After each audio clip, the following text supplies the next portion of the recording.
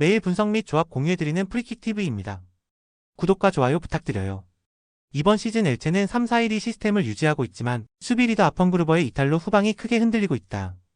라파 미르는 제공권 싸움에서는 강점을 보이나 압박이 가해지면 터치가 길어져 볼을 오래 지키지 못한다. 이선의 발레라는 연결고리 역할을 하려 하지만 중원 지원이 끊기며 전진이 번번이 막힌다. 멘도자는 빌드업 전개를 시도하지만 수비 간격 붕괴로 역습 때마다 뒷공간이 쉽게 노출된다. 결국 3백 간의 커버 타이밍이 늦어지고 세컨드볼 대처까지 불안정해 전반적으로 수비 밸런스가 흔들리는 흐름이다. 홈 경기임에도 라인 유지가 쉽지 않아 전반부터 상대 압박에 밀릴 가능성이 높다.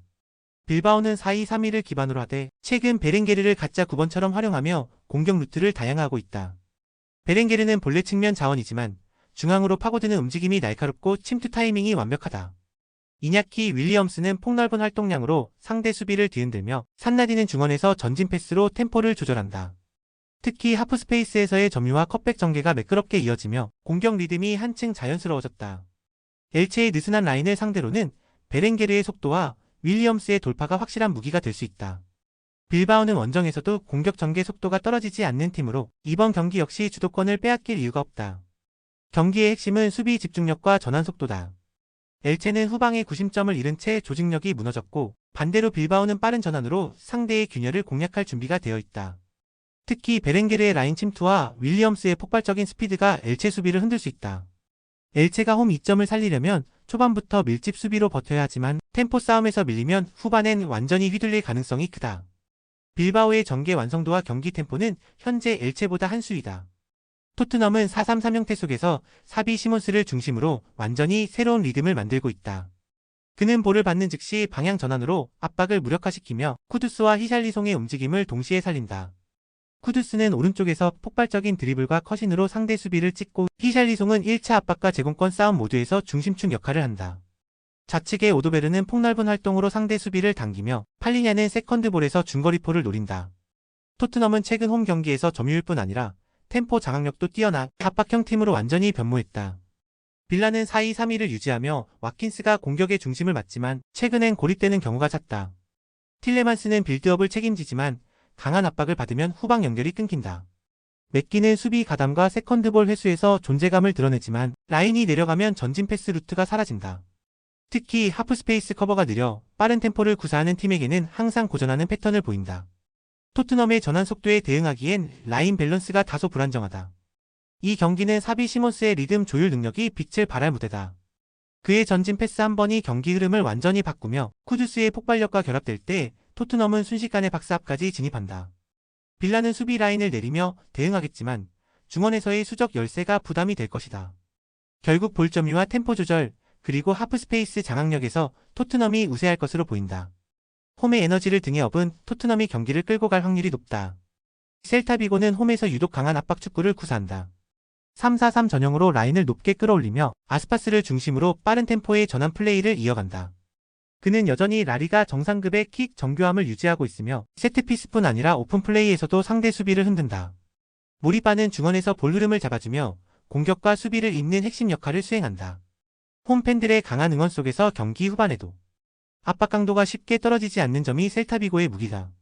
소시에다드는 4-1-4-1을 기본으로 하지만 원정에서는 전개가 매끄럽지 않다. 오야르사발은 기술적인 컷인으로 공격 루트를 열지만 강한 압박 앞에서는 존재감이 줄어든다. 쿠보는 빠른 돌파로 위협을 주지만 빌드업 라인이 흔들리면 공이 전달되지 않는다. 원정 경기에서의 느슨한 템포와 후반 집중력 저하는 이번에도 약점으로 작용할 가능성이 높다. 홈의 셀타비고가 압박을 주도하며 흐름을 가져갈 것으로 보인다. 소시에다드는 빌드업 과정에서 실수가 잦고 강한 압박 앞에서는 템포를 유지하지 못한다. 아스파스와 모리바의 연계 플레이가 매끄럽게 이어질 경우 셀타비고는 중원 싸움에서 확실히 우세할 것이다. 후반부 체력 격차가 벌어지면 셀타비고가 결정적인 찬스를 만들 가능성이 높다. 프라이부르크는 화려하지 않지만 견고하다. 4-2-3-1 구조로 안정된 수비 밸런스를 유지하며 그리포의 킥 정확도가 공격의 출발점이 된다. 중원의 에게슈타인은 압박 저항과 전환에서 중심을 잡아주며 팀 전체를 단단히 묶어낸다. 이 팀의 강점은 속도보다 효율이다. 득점보다는 실점 억제를 최우선으로 두며 한 골 싸움에서 쉽게 무너지지 않는다. 프랑크푸르트 역시 4-2-3-1로 전체적인 성향은 매우 실리적이다. 버카르트가 전방에서 볼을 지키며 흐름을 만들고 도알리치는 기술적인 전진 플레이로 변화를 꾀한다. 그러나 전개 속도가 느리고 세컨드볼을 찬스로 이어가는 과정이 매끄럽지 않다. 대신 조직적인 수비와 간격 유지는 리그 상위권 수준이다. 두 팀 모두 리스크 최소화가 전술의 핵심이다. 프라이부르크는 수비 라인을 단단히 세우고 프랑크푸르트는 중원 점유를 통해 템포를 낮출 것이다. 득점보다는 실수를 줄이는 방향으로 흐르며 공격 전개도 조심스러울 가능성이 높다. 결국 세트피스 한두 번이 경기의 향방을 가를 수 있으나 주도권은 쉽게 한쪽으로 기울지 않을 것이다. 리버풀은 4-2-3-1 체제 속에서 공격 템포를 완벽히 컨트롤한다. 에키티케는 움직임으로 공간을 만들어내고 살라는 하프 스페이스에서 결정적인 순간을 만들어낸다. 비르츠는 이 둘을 잇는 조율자로 템포 전환과 방향 전환의 핵심이다. 리버풀은 세컨드볼 회수율이 높고 후방 빌드업이 끊기지 않아 경기 흐름을 꾸준히 자신들의 리듬으로 끌고 간다. 맨유는 3-4-3으로 나서지만 밸런스 붕괴가 뚜렷하다. 쿠냐의 움직임은 활발하지만 뒷받침이 늦고 전개가 끊긴다. 브루노와 마운트가 중원에서 적극적으로 움직이나 압박 실패 시 수비 라인과의 간격이 너무 벌어진다. 결국 상대의 빠른 전환에 속수무책으로 당하는 장면이 자주 나온다. 리버풀이 전술 완성도와 경기 운영 면에서 확실히 우세하다. 살라와 에키티케의 움직임은 맨유의 불안한 간격을 공략하기에 충분하다. 비르츠의 정교한 전진 패스가 연결되면 찬스는 순식간에 만들어질 것이다. 맨유가 점유를 시도하더라도 리버풀의 템포에 끌려갈 가능성이 높으며 후반으로 갈수록 격차는 더 벌어질 전망이다. 상파울리는 3-4-1-2 구조로 안정감을 우선시한다. 라게가 중원에서 템포를 잡고 시나니가 전방에서 활발히 움직이지만 마무리 효율이 낮다. 수비 시에는 500으로 전환하며 전진 압박보다는 블록 유지를 택한다. 공격보다 수비 조직 유지에 집중하며 경기 템포는 다소 느리게 흐른다. 호펜하임은 4-3-3 형태로 나서지만 라인을 높이지 않는다. 아슬라니가 빌드업을 조율하고 램펄이 전방 압박을 주도하지만 공격 전개는 제한적이다.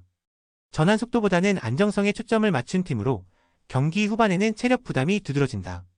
양팀 모두 수비에 무게를 두는 경향이 강하다. 상파울리는 라인을 깊게 내리고 호펜하임은 중원 간격을 좁히며 실수를 최소화할 것이다. 공격보다는 리스크 관리가 우선시되며 경기 흐름은 전반적으로 조용하게 흘러갈 가능성이 높다. 득점보다는 라인 유지와 견제 중심의 공방이 이어질 전망이다. 레반테는 5-4-2를 유지하며 안정적인 수비 구조 속에서 점유율 축구를 전개한다. 로메로는 전방에서 폭넓게 움직이며 상대 수비를 끌어내고 브르게는 중원에서 세컨드볼 싸움의 강점을 보인다. 마르티네즈가 빌드업의 축으로서 점유율 유지에 기여하지만 공격 전환 속도는 다소 느리다. 풀백이 안으로 좁혀 들어오는 인버티드 전술로 중원을 강화하지만 전방 침투 타이밍이 어긋나는 경우가 많다. 라요는 4-4-1-1 형태로 볼을 오래 소유하려 하지만 공격 템포가 일정하지 않다. 때 프루토스는 측면에서 안으로 좁혀 들어가며 패스를 연결하고 팔라조는 하프 스페이스에서 리듬을 조절한다. 로페즈가 중원에서 안정적인 볼순환을 이어가지만 빠른 전개보단 점유 중심의 흐름을 택한다. 두 팀 모두 점유율 축구를 지향해 중앙 밀집 구도가 예상된다. 서로 중원에 인원을 배치하면서 공간이 좁아지고 공격 템포는 느려질 가능성이 높다. 결국 점유는 오가지만 결정적인 찬스는 많지 않을 것이다. 신중한 경기 운영 속에서 무득점 혹은 저득점 무승부 가능성이 크다.